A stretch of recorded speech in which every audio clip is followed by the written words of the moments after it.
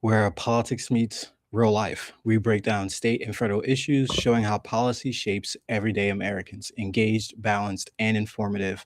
That's our promise, and I'm your host, Mikkel Jenkins. And today, I know it's been a while since we had a last live session, but we're going to be providing a update on the U.S. Israel Iran conflict, as well as what's been going on with negotiations and some updates on domestic issues and policy issues, as well as the recent shakeup and the House and Senate, with a few members looking to be expelled for the first time since the Civil War, actually. So, starting off first with a detailed timeline of key events spanning from April 8th to today, April 13th. So, as we all know, on April 8th, that was the ceasefire announcement and the immediate aftermath of that, after President Trump's evening ultimatum threatening destruction of Iranian infrastructure. The US and Iran reached a tentative 2 week ceasefire brokered by Pakistan with some pressure by China. The deal centered on Iran's 10-point peace plan and included reopening the Strait of Hormuz for safe tanker transit. Trump hailed it on Truth Social as a double sided ceasefire and even called Iran's plan workable. And there were celebrations that broke out in Tehran. Earlier that day, U.S. strikes hit Crag Island and joint operations damaged the historic Rafina synagogue in Tehran. Israel clarified that the truce excluded its Lebanon campaign, which we know that Israel is still actively pursuing, where strikes have killed over 300 civilians per the Lebanese health ministry and triggered mass evacuations. Brent crude oil plunged more than 16% on all of this news. And then you go to April 9th, which is now the full first day and early test of this ceasefire. You have direct U.S. Iran hostiles paused, but Israel is still, you know, operating their strikes on Hezbollah and targets in southern Lebanon, which killed another 250 individuals, prompting rocket responses into northern Israel. Drones hit Kuwait, and there was blame on Iran-backed groups, which the IRGC denied its involvement in. And an advisor to to Iran's supreme leader died from prior injuries. South Korea sent an envoy to Tehran for vessel safety guarantees, and tanker traffic stayed minimal. And as this all is continuing on to Friday, we have seen visible cracks within this ceasefire as there has been strain. You have Iran's parliament speaker conditioned further talks on a Lebanese ceasefire and unfreezing of 6 billion in Iranian assets. And Trump warned on social media against any Hormuz tolls, which were that $2 million toll that tankers would start to have to pay in fees to Iran just for passage through the Strait of Hormuz, given its closure. And then you have on Saturday and Sunday, high level US Iran talks took place in Islamabad, and the US pushed for a 20-year moratorium on uranium enrichment, which, ironically enough, was not a initial sticking point within the negotiations. But however, it was a point that Israel and Netanyahu made known that the United States should pursue in its talks with Iran. And unfortunately, that ended up being the poison pill to all of the negotiations. Iran refused to end enrichment, dismantle their nuclear sites, and cut proxy support, such as for Hamas, Hezbollah, and the Houthis, or to fully reopen the Hormuz. The talks ended, as we all know, without a deal in place. And Mohammed is just now joining us.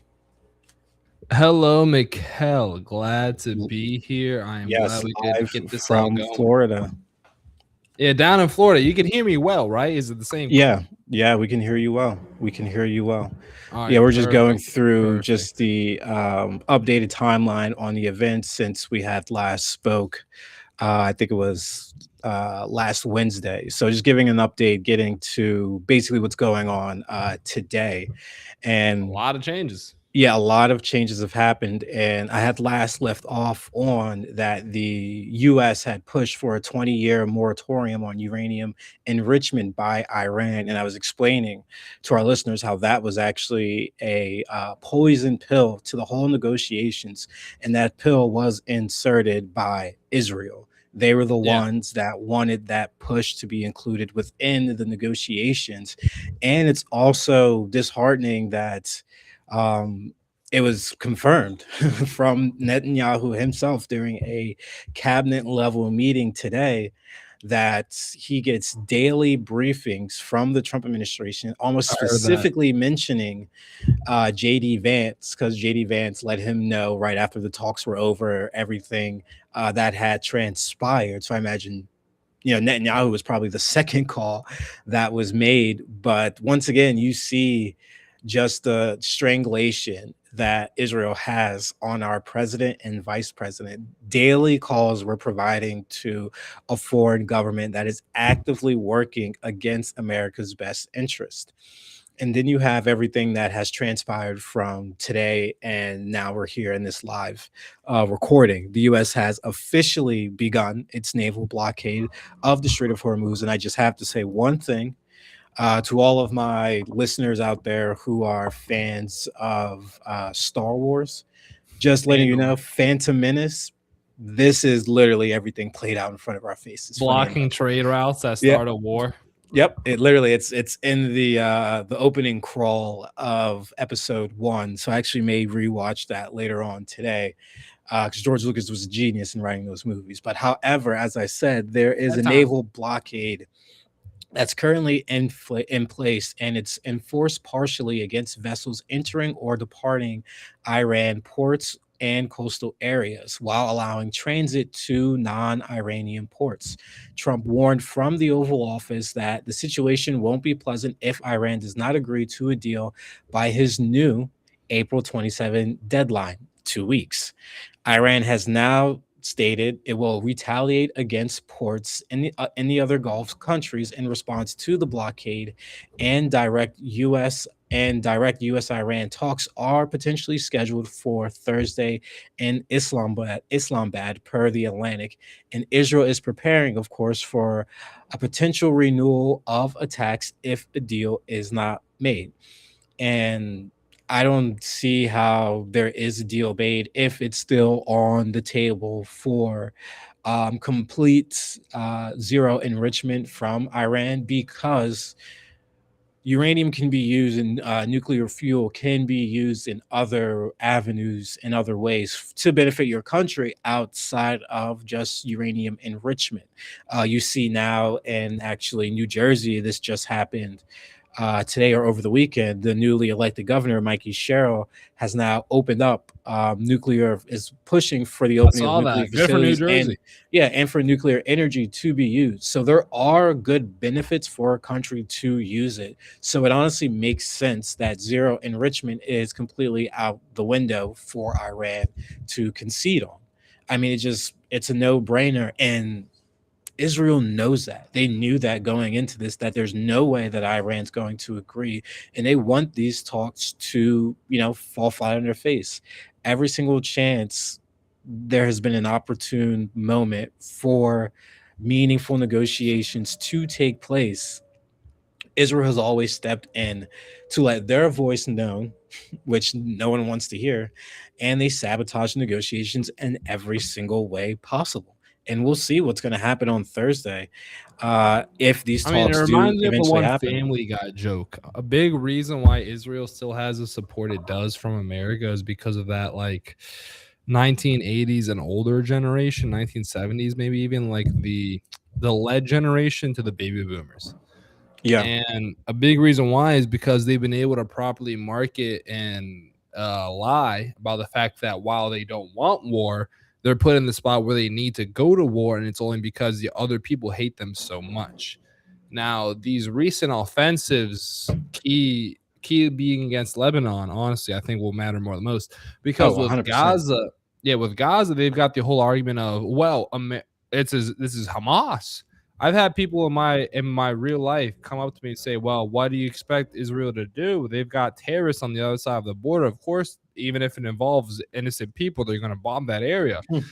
And it's just to me like, well, one, you're excusing the murder of innocent Yeah, individuals. like no moral compass. No, just Literally, like, okay, well, it's fine for them to do it because if they don't do it, then they'll be the ones who have it done to them. And I'm like, listen, that's a fair argument you're providing if it's an actual logistical, factual argument. Hamas, the Palestinians can't do, even the terrorists, the radicals within the Palestinians can't do to Israel what Israel does to them. By no means. Like Israel even admitted, Hamas literally has no tanks, not a single tank. Israel has hundreds of tanks. It's not yeah, even it's literally. not even rocket science to see where the arms difference is and where this has been going and how much control and power Israel has over the Palestinian territory. Now we see that the exact same thing right now with Lebanon, but the issue is Lebanon isn't a part of the Israeli-Palestinian territory argument. People know that Lebanon is a country that has had its own borders defined for Yeah, decades, decades.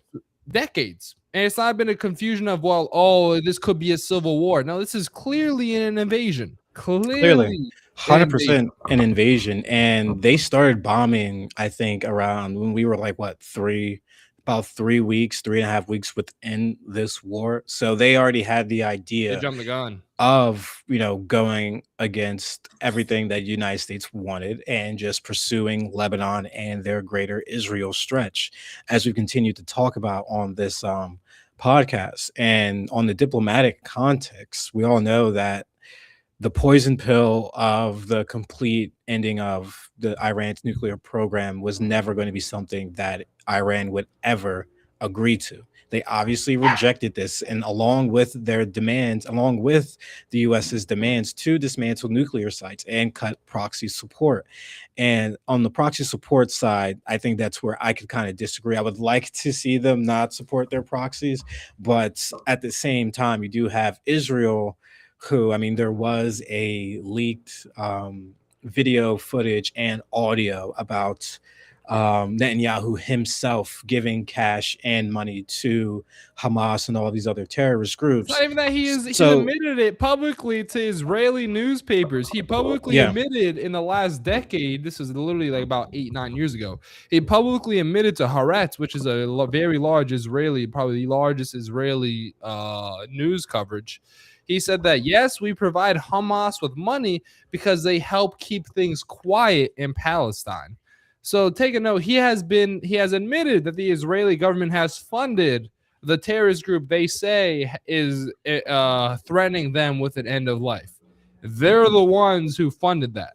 yeah, Also, take in mind that the one time the largest terrorist group in modern history, according to the West, ISIS, they also attacked Israel. ISIS has killed 30-fold more Muslims than they've killed Israelis. The one time they attacked Israel, they apologized. And based off what Israel's track record is with Hamas and how they've literally, based off the prime minister's own words, admitted to funding them, I don't think, based off of forensic accounting as well that I've looked into, that it's a stretch to say that Israel also funds other terrorist proxies in the area in order to create destabilization, which gives them an excuse yeah. to be able to go further from there.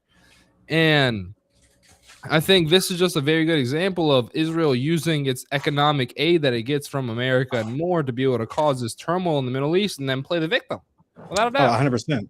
100%. That's why we see now the calls for them to there was tweets that got sent out about them now pointing to Turkey as being their next great enemy. And we've talked about this, and despite all of, the actions that Israel has taken, we know that they obviously are pinpointing Turkey as their next target. And even Erdogan has, started to actually come out against Israel in a lot of his public comments and so You mean forth. the Turkish leader? Yeah, the Turkish leader. Yeah, no, Erdogan. Turkey. No, Erdogan. I'm pretty sure is how you pronounce his name. Erdogan. Am I saying that wrong? You're saying like Juan, it's gone. Erdogan. Erdogan. I gotta have Erdogan. the Erdogan. Erdogan. Erdogan. You got to say the But G. yeah, he's starting to come out against it. And then you also have, Spain came out against Israel. And it's funny enough that I think the Israel president's wife is now coming under investigation for corruption, bribery, and a whole lot of other things. And that's how quickly that happens. And now there's also videos out there stating that Spain is being overrun by Africans and things of this nature. And it just goes to show you, once you speak out, they will do everything within their power to either make you go back in line or just crumble you down completely. The Spanish prime minister's wife currently is undergoing Yeah, corruption against the yeah, state charges. That came up exactly. only after they came out publicly against Israel. Against, yeah, exactly. Exactly. And wanting to, because we I do have notes on that later down. But Yeah, so I wanted to bring it up.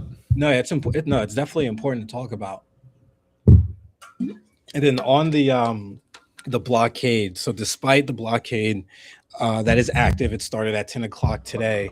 Pakistan, Egypt, and Turkey continue to back channel talks. Mediators will keep working in the coming days, and there are reports of continued engagement and forward motion on trying to get an agreement. Obviously, this was released in the morning to try to ease off the market from the reactions over the weekend. Yeah. And all parties still believe a deal is possible. And a regional source says, we are not in a complete deadlock. The door is not closed yet, but both sides are bargaining. It's a bazaar. So it's good to see that at least there's some level of talks, even if that's even accurate to say. Yeah. But I mean, they do have to find a way Attempting. to come to terms and end this war, or else it's gonna get worse. I mean, I've heard the Trump theory, which is that we have for the last section, the Great Reset theory. He's put out a tweet about a Great Reset, and that's all on the cusp of this major theory that Trump is just trying to lose this war, so that we now have a blockade going on in Iran, fees flowing through Iran, but then also you're going to have other countries starting to come to the United States for their or for our oil as well. But it's definitely an interesting take. But we're going to dive into that later on in the notes. But Iran's parliament is drafting the strategic action for the security of the Strait of Hormuz bill to codify permanent control and introduce tolls payable in yuan or crypto or rials. I'm not sure if I'm saying that currency correctly, but one of their lawmakers framed it as a step toward weakening U.S. financial dominance and de-dollarization. Iran's defense ministry warned that foreign military intervention in the strait would escalate global energy instability. And we all know that Trump has asked for a coalition of countries to mass together for taking of the Strait of Hormuz. And a lot of countries actually haven't answered that call, which is not short of nothing to be surprised of, given how we have attacked a lot of our allies throughout how this conflict has continued on. But U.S. forces are preparing for possible renewed conflict given these talks, and the ceasefire expires April 21st, and Trump's new deadline is, as stated earlier, April 27th. And then now we're going to get into some economic implications and some U.S. data overall, kind of what's the economic situation in the states and globally. So, as we all know, the Strait of Hormuz carries around 20 to 21% of global seaborne oil and 25% of LNG. Traffic had already dropped sharply given the strait's closure, and the U.S. blockade is now in force, adding to more intense pressure of a you know, less tankers flowing out of the strait and rising costs globally when it comes to gas prices. A tanker tracking firm actually reports that 15 to 20 Chinese, Pakistani, and Russian and Iranian vessels have recently passed through an IRGC controlled corridor after paying tolls, showing some oil tanker traffic remains unaffected so far. So we're seeing that Chinese, Pakistan, and Russian are able to get their vessels through and are paying these fees, but we know that U.S. and Israeli vessels aren't passing through. And as I said in the last podcast last week, that individuals are speaking that there's going to be a shock supply as this week starts to go towards the ending days. Like we're going to see a lot of shock in the markets and on the prices at the pump, where people are predicting a 4.25 and $5 even at the end of this month, which is going to be god awful Crazy. for us in the states if that's something that continues to happen, because this blockade, who knows really how long it can go for. And if these talks do fall through, who's to say that, obviously both sides are going to continue to strike each other, and you're going to see more strikes on energy infrastructure and just a causal effect of oil just rising. And you're going to see a lot of people hurting in the states and globally over these actions that are taking place. And it's just, god awful, because we should not even be, in this predicament outright. But We it's weren't. We unfortunately here we originally are. weren't. Yeah, no, we really weren't in the beginning. In the beginning, before this all started, like we were coasting fine, straight was open, no fees. Gas was doing well, inflation was doing well, unemployment was doing well, and then now everything is completely flipped on its head, and everything pretty much hinges on what happens come Thursday, and then later the 27th. But speaking to that, supply shock, Professor Robert Pape, sorry, warned that within 10 days, parts of the global economy will start running short of critical goods, not just higher prices, shortages. Markets are not ready for this, and shortages could hit fertilizer, petrochemicals, helium, pharmaceuticals, and electronics. US gas prices are now expected to rise above $4.25 per gallon. In March, CPI showed inflation at 3.3 to 3.4% year over year, which is the sharpest jump since 2022, driven all by energy. And the University of Michigan's consumer sentiment fell to 53.3% with recession fears growing. So this economy is getting more and more shaky as this war continues on. And with no continued end in sights, it's going to be an economic bloodbath in the next few months, unfortunately. So everyone should be prepared for potential fallout, from this deal on Thursday and continued strikes, because it's what Israel wants. And unfortunately, when you're dealing with the United States, is if Israel wants it, they unfortunately are gonna get it.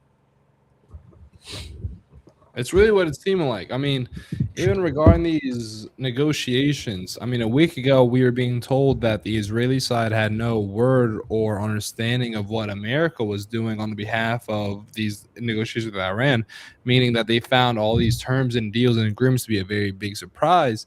To today, where we have Netanyahu saying, "Oh yeah, the Trump administration fills me in with the details every single day by the That's hour." just, yeah. When that came out, I was like, "Are you kidding me?" Yeah, I Like was like, we dude, like we're America.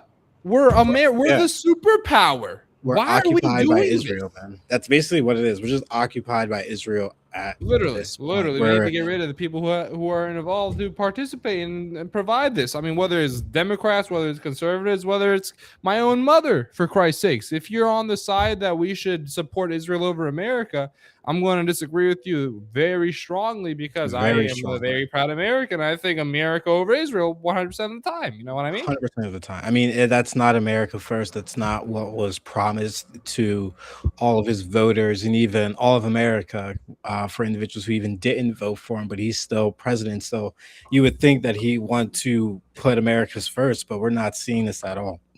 We're seeing like a At deal literally all. could have been made if we didn't push for the poison pill of zero enrichment. and them funding proxies and things of that nature. There are certain diplomatic avenues that could have been taken to that we're not allowing them complete full enrichment levels or even complete full funding of these groups. And I think that's really what was taken away from these talks, that there was some level of compromise that could have been met to where both parties weren't happy with. And that's the best thing with a compromise. It's when both parties aren't happy, but it's mutually beneficial for both of them at the same time. That way you have both sides able to walk away with something at least, and now they both walked away with nothing. And to where Thursday comes, it's going to be the same thing. It's going to be the continued push of, zero enrichment by Iran, and that's not going to happen. And so then you're going to have a continuation of this war once again, and then rising prices will once again sweep through the United States over a war that we never voted for or wanted to begin with. And we thought we were going to get away from these types of wars, but we are fully entrenched in it. And they keep saying 2 weeks, 2 weeks, 2 weeks, but you're going to keep hearing that. It's going to be by September. We're still going through this, and nothing's going to change, unfortunately. Just completely sad to see. But that is our round off for the global section of things. We're now going to turn to domestic political developments and specifically focusing on what was going on with Lady Melania Trump. I'm sure we all Interesting saw stuff. that Interesting random, stuff. very random presser that she did. I think it was what, over the weekend, I believe, or Friday or something like that.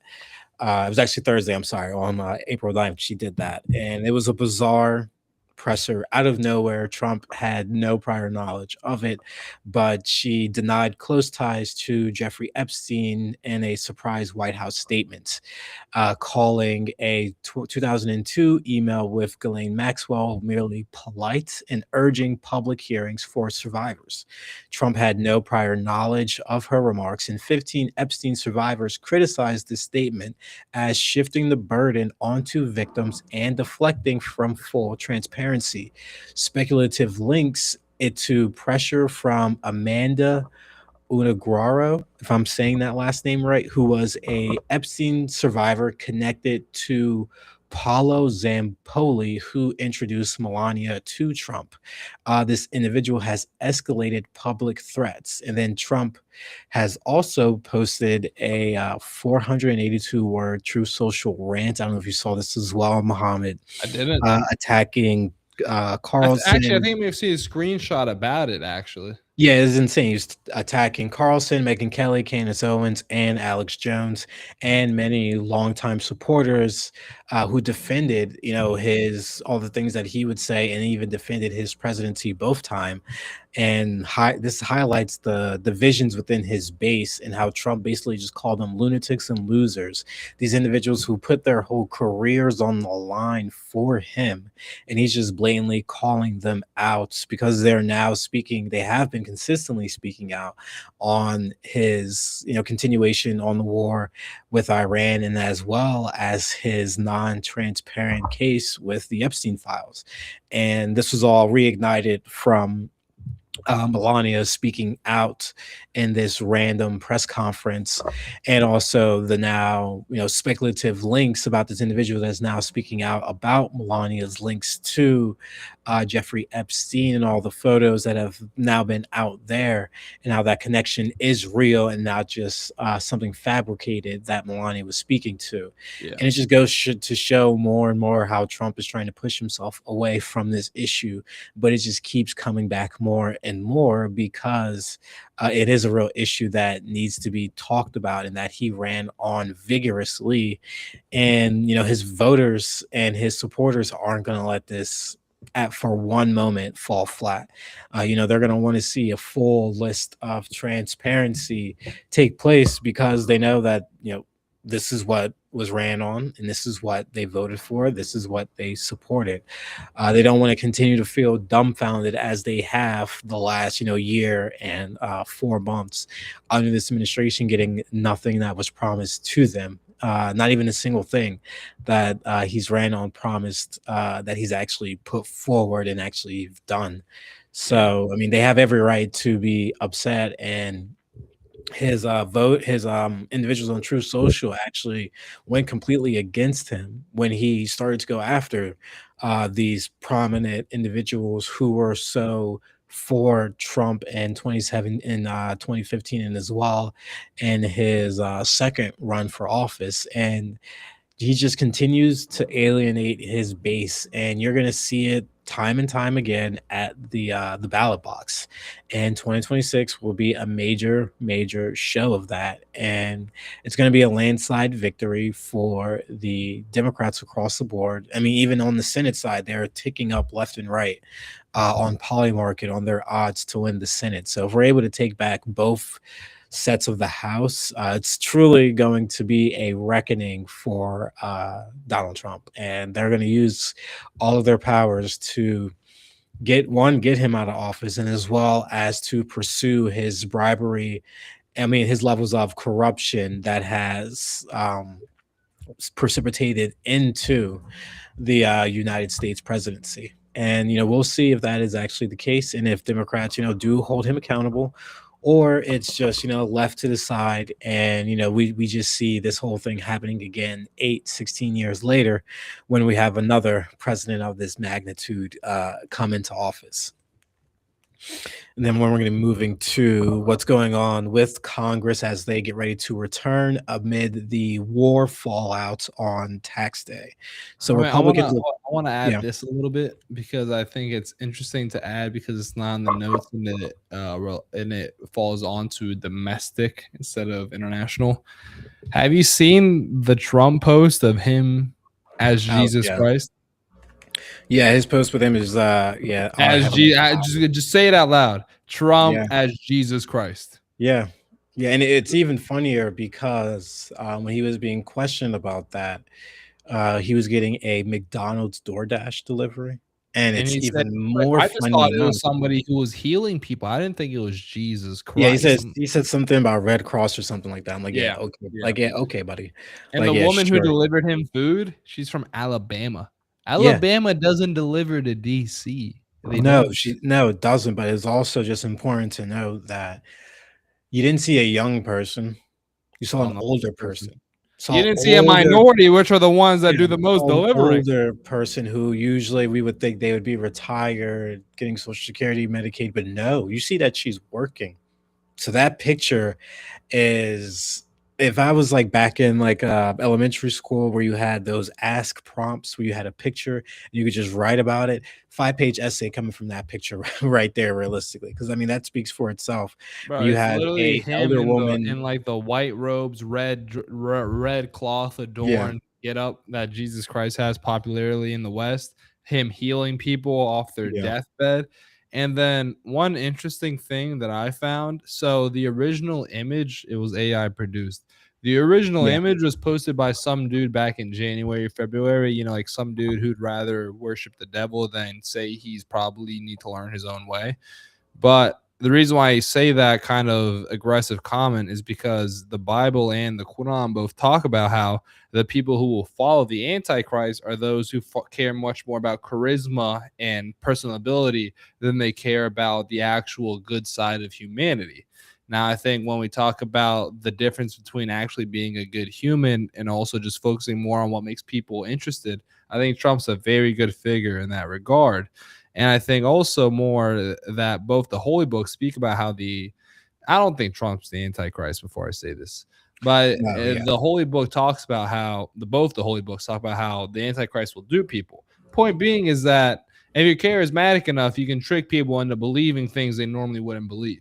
Trump posted himself as Jesus Christ and has Christians, evangelists, because Catholics are extremely angry over this. He has a yeah. lot of Protestants and evangelists who are over here saying, well, maybe he didn't know that he was portraying himself as Jesus Like, come Christ. on, dude. You It can't has the red afford on the side. ignorance I'm to a like, man who's in his 80s. I'm sorry, yeah, but you can't say, oh, he didn't know any better he's to a got man who's staffers the by him. president Like, of the United States. You can't. there's no way. There's no way No way. someone was like, this is like you should be posting this. This is a depiction of Jesus. And his followers on True Social went off on him again about him posting this picture, and they have every right to. I mean, And one thing I want to add about that picture, the original. So the original in the background, there was like just American soldiers, right? And like mm, going to heaven, you know? yeah, yeah, And I'm against the US war machine, but I do support our soldiers because they're just individuals who are doing what they think is best for themselves. You know what I yeah, mean? They're not the politicians who are setting these people up for failure and for death.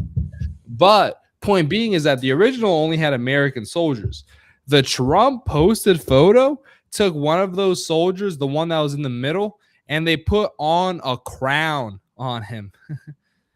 And of it course they just did. looks extremely suspicious. Why would the only thing they edited from the original photo was that, and they put a crown on them? So it's like, are you saying that? Why is the reason for the editing there? Why did you Right, guys change this photo for that one reason? What are you trying to say? ridiculous.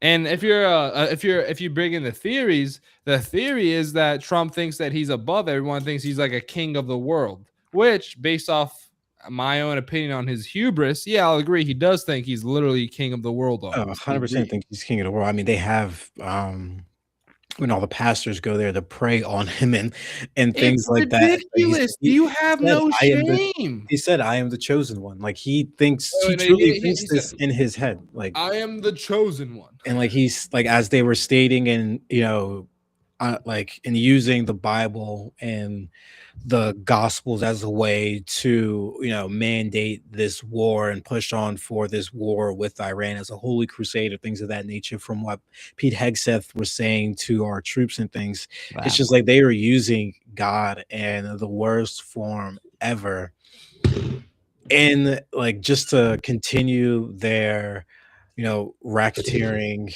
and just stripping of American values, because they keep saying we were founded by Judeo-Christian values X, Y, and Z, but the didn't exist man at until the top, 100 years ago.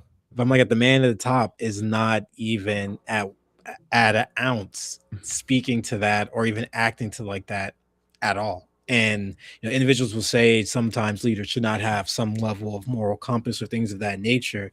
Got to be a strong man and things like that. But you can lead through diplomacy and other forms of strategy without trying to be all tough, beating your chest, and outright trying to be a dictator in a constitutional democracy republic that we have here in the United States, and just using religion as his way to pierce the hearts of his voters to try to get them to be like, oh, this is something that God wanted or things of that nature. It's just honestly sickening at the end of the day. um I mean, it's just an outright perversion of the Bible, and I am actually glad to see that individuals on Truth Social I was spoke out. wondering where the Yeah, line would be drawn by a yeah, lot of the MAGA cultists, and that seems to especially be on MAGA a big Christians part of and the things of that line. nature. Like, it's just like outlandish for him to even do that. And think about it, it went through his mind. He hit posts, he thought it was good, and then he saw the backlash and took it down. So And there's he nothing blamed in, it on yeah, someone else but him. yeah. I He said, mean, "Oh, a what more do staffer you expect? posted this. I thought it meant this. Clearly, people are taking it another way. That's not what I meant." Like, Literally, buddy, you know exactly what you're doing. You're literally the president of the United States. Don't try to feign ignorance. literally, don't try to fade ignorance. And Like, are you stupid as hell or are you a genius? If I yeah, asked you, you'd say you're a genius. A genius doesn't get confused with a Red Cross worker and the Messiah. You know what I mean? Yeah, 100%, 100%. And a few other people I would say from this topic who somewhat were arrogant. We'll start off with on the Democratic side. Representative Eric Swalwell suspended his The California governor man of the campaign. week. Yeah, man of the week, realistically. Hmm. After sexual assault allegations, he lost all 21 congressional Democratic endorsements within 24 hours. His staff put out a press release regarding this because they had no clue. I've seen the videos of him with an escort. He's kissing her on the mouth, so forth. It's Wait. pretty I bad, just want to honestly. add a quick 15, 10 seconds even.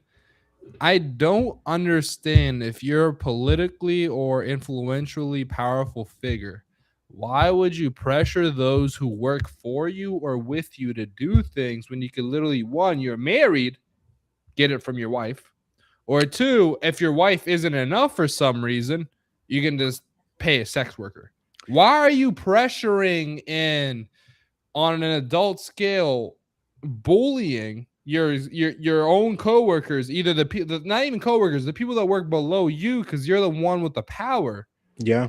Why are you pressuring these people to have sex with you and XYZ when, as a Congress member, you can quite literally do anything anywhere in the world? Yeah, pretty much. I mean, it's Keep it in very advance. You'd sad. be It's smarter very than sad. that. Yeah, you would think. And Yeah, you would think. on the video, the comments and stuff, I was seeing that um Nancy Mace actually commented on the video and said, "Who's recording? Like, who's recording that video?" Basically, and that's a good question. It Who is. is recording Is that it Trump? Is video it another of girl? Is it another man? Is it his wife? That's a Falwell? very good question. They're partaking Exactly. in this. What's going on? Exactly. Who is, who is partaking within all of this nonsense that's going on? And even what's his name? The one senator that sorry, the one House member that went to jail was released, George. I want to say Stephanopoulos, but I know that's not how you say his name. But however, I forget his name. He was a cross dresser. God, I George something. I can't remember his name. But however, he put out a long tweet talking about how he's heard things about where there are certain cages, quote unquote. He said for basically where a lot of these sexual acts take place throughout DC. And he listed a whole bunch of members, Eric Swalwell being one of them, that all these members partake and or have blackmail against them in some form. So this, also ties into kind of Melania coming out with Epstein, because you're seeing now that, especially on the sexual assault side, with the escorts within this congressman's case, and then you have everything that's been going with Epstein and all of those escorts there, you're seeing that these things match up together. And it's just a whole myriad circle of sex trafficking, blackmailing, and usage of underage girls for the powerful. And Yeah. you're seeing it in full plain sight. You're seeing how you have individuals that will take these videos and use them for blackmailing purposes. Because I am sure the person behind that video has some connections, powerful somewhere, to be able to release it, and as well as get the congressman within a exposing scenario like that. Like, this takes me back to always House of Cards, where Peter Russo got in trouble because he couldn't just restrain himself. And mind you, it wasn't just, it was outside of restraining himself. He was going to speak out against, Frank Underwood about the shipping yard, and Frank couldn't have that happen to derail his path to the presidency. So it's like, what was the reasoning to get Eric Swalwell out? Because he was the That's leading candidate. He That's was the leading exactly what I candidate. was wondering. I Yeah, thought, like, what was who the did reasoning to he get him piss out? off for this to come out now? What's his name is now the runner. Tom Steyer, The Eric Steyer. the Eric, billionaire, yeah, the the billionaire. billionaire. Maybe he pissed him. Maybe Tom Steyer. I know his last name's Steyer. I don't know. I think his first name's Tom. Might be Eric, but Yeah, I Steyer. think it's Tom Maybe Steyer, I believe, one of the two. But I think the he may billionaire. be. Yeah, he ran for Is he president back Jewish? in 2016. Yes, he did. Is he Jewish? I don't know.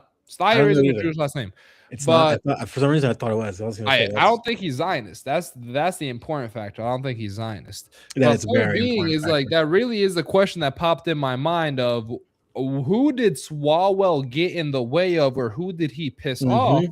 for this to all come out now? Because the big part of a lot of these stories, and especially this one, is that this has been going on for the last 10 to 15 years. This has Yes, been something that's been this being is something recorded. that wasn't like 2 weeks ago, a month ago. No, It's been this building up. was built up, and they found the perfect time to take him down. And it happened in 24 hours. That's why if you're Less. ever in this space, like, you literally have to be careful.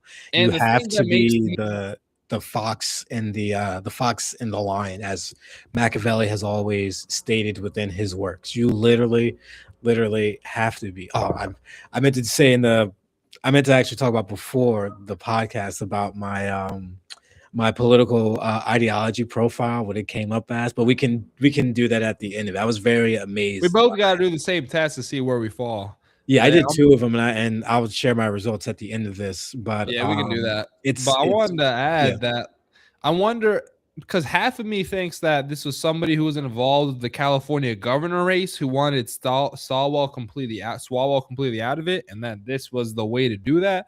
But also, there was this one journalist who was reporting slash tweeting because hell, that's news, who was saying publicly that she was investigating Swalwell for these accusations half a decade ago.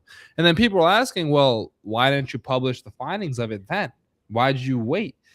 And the one was literally. like, well, based off of pressure from my peers and more, I chose not to. So, point being is that from the top down, there is a force, whether it's friends being friends. There's this one thing I like, MJ, that actually makes a lot of sense. It's Bill Barr has a piece on this. Hmm. Bill Barr says, well, when these people who have similar plans in their politicians, when they get together, they don't say, oh, well, you guys are ready to do this nefarious plan to take over the world. No, these people have the same ideas. They have the same ambitions. They don't even need to talk about it because they know they already agree with it. They already know what they want to do. They already know where they want to go. You don't get to that position in a life. You don't get to the spot where you're one of the most powerful politicians in the entire world without having a set kind of mentality that leads you to be willing to make sacrifices or be a bit of a dirtier handed individual. Now, so when I think about this situation with Eric Swalwell, all I think about is one, who did he piss off? And two, when did those dirty hands at the top decide to say, well, now we're going to get rid of Eric because he's in the way? Why Yeah. was he in the way? And who was he in the way of? I think it was Steyer, honestly. But I can't kind of confidently confirm that nor say that because the only thing I have back in that is the man's a billionaire and now he's the number one candidate in the Yeah, California he's the number race. one. He's pretty much a sure in to He's pretty much a shoo-in now. Yeah, yeah, yeah. pretty much shooing to win. And I mean, they're even saying that with the takedown of Eric Swalwell, that Democrats were actually almost shaping up for a Republican to possibly win the governorship, Would be given that the crazy. fractures that would happen within the Democratic Party, given this individual now being at the head of the ticket in California, which is going to be pretty crazy depending upon how that race falls out. If it does go Republican, that would be crazy huge, crazy huge. You would see a big flip. You would see probably California go Republican as well as Texas go Democrat, and that would be huge because I think it's first time since like 1960 something that Republicans are fearing that they're getting ready to lose um, Texas as a red state, and that's all touted to can't say all touted to, but a lot of that has been the internet energization from Talarico's campaign, which we all hope he does well in the general in that upcoming general election. And just wanted to this was supposed to be in the global section, but it does add a lot to what's happening here in the United States. And it's really looking at Taiwan, China, and Asia's energy shift. So, as we all know, we talked about last week, Taiwan's opposition KMT leader held rare talks in Beijing with Xi, stressing one family and peaceful reunification. The war is boosting China's clean tech dominance as it leverages Iranian oil to expand renewables, batteries, and EVs. China's defense minister warned that the US Navy that Chinese ships will be continuing to transit through the Strait of Hormuz under existing agreements with Iran. And he stated, Iran controls the strait and it's open for us and told Washington not to meddle in our affairs. And I think that could possibly be the next leg of expansion within this war that takes place. I don't think that we would be dumb enough to attack a Chinese tanker that is flowing through the Strait of Hormuz, but I could very well see that being the case. And that would pretty much start World War III right off the bat if that does take place. If we bomb a or attack a Chinese tanker rolling through, you can rest assured that those things will take place and that you will see a more peaceful reunification with China and Taiwan because they don't want to be a battlefield like Iran has. Taiwan understands their importance. And if this opposition leader ends up becoming elected in Taiwan, you will see a swift reunification of Taiwan and China. And United States will have nothing to do about it. It will be If swift China can and argue for a diplomatic, yeah, peaceful they can. integration with Taiwan, that'd be big for This them. war opened up the door for it pretty much. It Yeah. pretty much has opened the door for it, and with this blockade, it's supposed to be like a strangulation on, China and, just mainly on focusing just on China because we know China gets a lot of their oil from the Strait of Hormuz.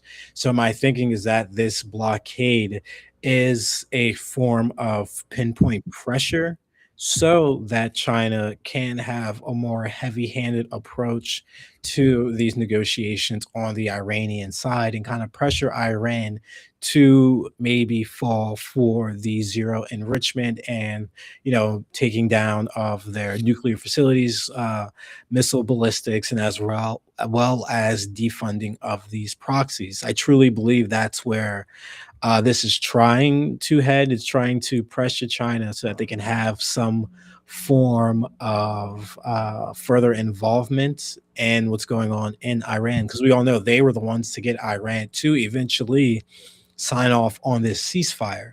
So this pressuring of China, we'll see if it happens because as I just said, China is having their ships go through the Strait of Hormuz. So if they're able to get their ships, perfectly fine through, then they have no reasoning to go ahead and have a heavy-handed approach to these negotiations. They can allow it to just continue, and we'll see what happens with our allies and rivals because Japan and Europe will be rethinking their reliance on Washington. Russia and North Korea are gaining a lot of breathing room, and Israel is pressuring critics.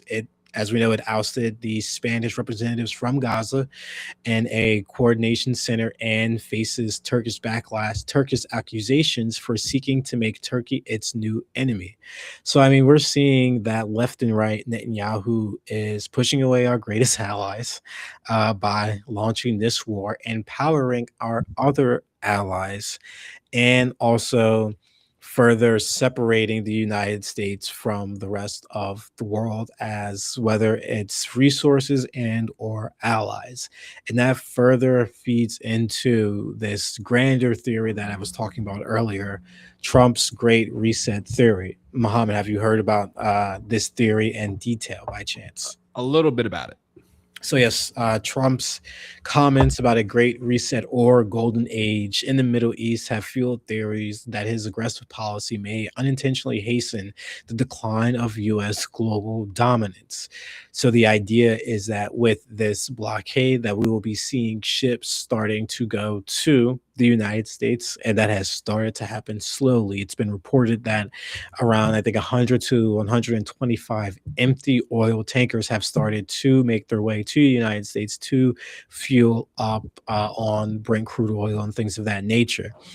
But my only sticking point is that you will also have countries that are allies of us, but have seen how we only adhere to Israel and their desires, that they very well just may make deals with Iran to get their oil. If they're able to bypass the fees that are now established, bypass the blockade that is now established, and still get their oil flowing freely as they were since the beginning of this war, then why would they go ahead and make a deal with the United States when the United States is only truly concerned about Israel and what goes on within the borders of Israel and only wanting to expand Israel? Because as we saw, Trump has come out against NATO.